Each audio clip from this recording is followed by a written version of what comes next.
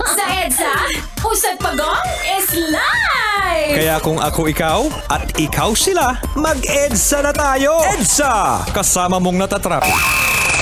Diego Bandito! Go Diego! Go Diego! Go Diego! EDSA! Hey, what's up?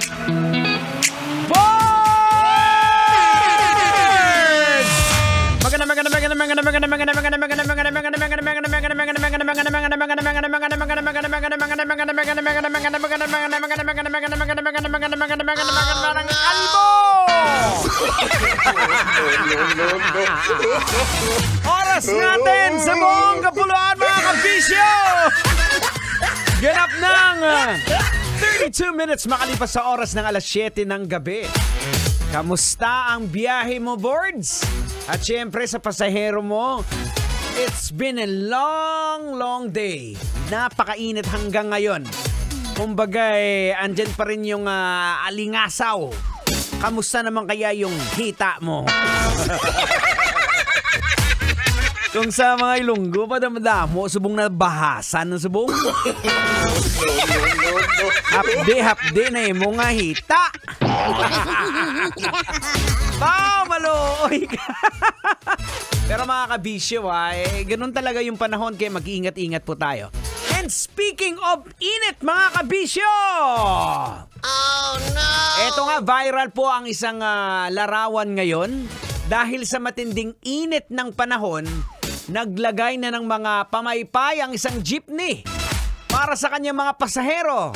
At ito po mga kabisyo, ayon po sa Pag-asa, umabot po sa 45 degrees Celsius ang heat index mula po sa tanghali hanggang hapon kanina ba to? Nung sa araw? Sa Pilica, Camarines Sur. Pero mga kabisyo, 45 lang yun ha. Mas matindi yung init sa probinsya namin. Sa Rojas City, Capiz. Tik, tik, tik, tik, tik, tik, tik. Oo, kasi umabot po ng 46 degrees. At alam ko, tama ba dito ngayon sa Cavite? Umabot po ng 47. Grabe, patagal na patagal. Ano nangyayari sa atin, Tang? Nagsisimula nang dumating dito sa Pilipinas ang imperno.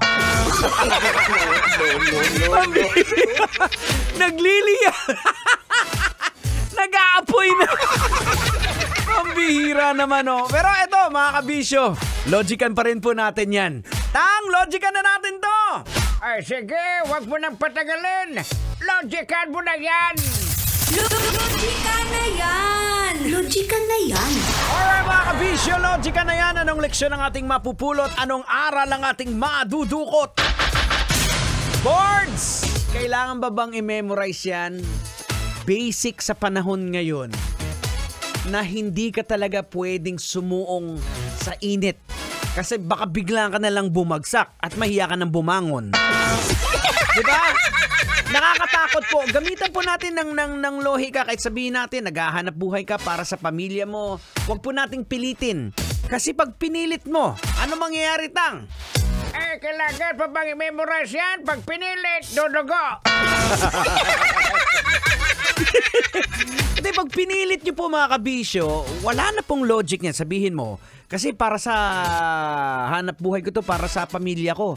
Ngayon, pag pinilit mo, o paano pag natuluyan ka, ano mangyayari sa pamilya mo? O diba? Mas mahirap tuloy.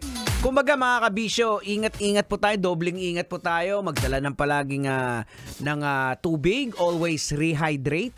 Importante po yan mga kabisyo. Huwag po nating baliwalain ang init ng panahon ngayon.